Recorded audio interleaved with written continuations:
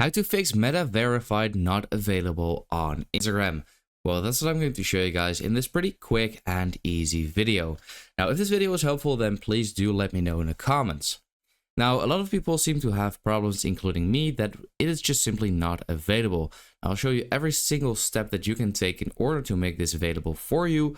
But for some people, you just might have to wait a bit before it's actually available in your country.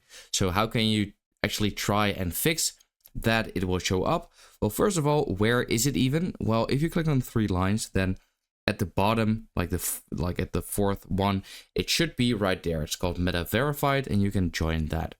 If that isn't the case, then the first thing that you can do is simply go to the search section and search for a verified account.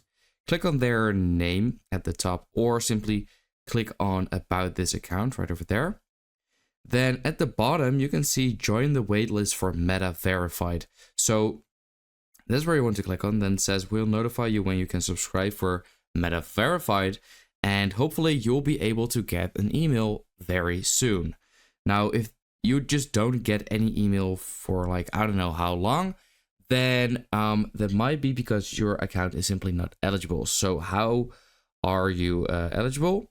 Well, over here on this website, it will explain everything. So to be eligible for a Meta Verified subscription on Instagram, you must be at least 18 years old or older. Only individual profiles are eligible for Meta Verified subscriptions at this time. Business profiles are not eligible. So keep that in mind as well. Then here you can also see your Instagram profile must meet these minimum requirements. Be a public or private profile associated with your full name, align with naming standards, and have a profile picture that includes your face. Have two-factor authentication enabled. Must meet minimum activity requirements such as prior posting history.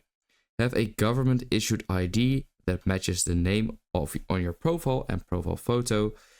Meet our terms of use and community guidelines. At this time, Meta Verified subscriptions only support your real name on your profile, so not business accounts.